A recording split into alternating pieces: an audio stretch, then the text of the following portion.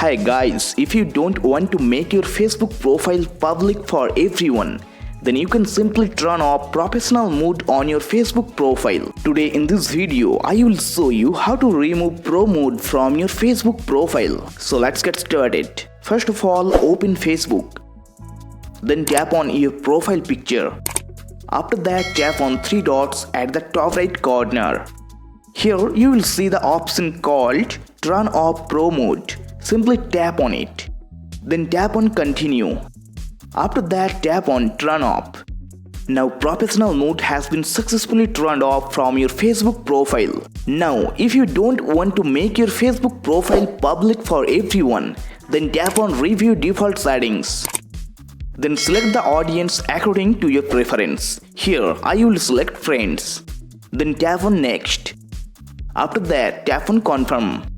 Then tap on Done.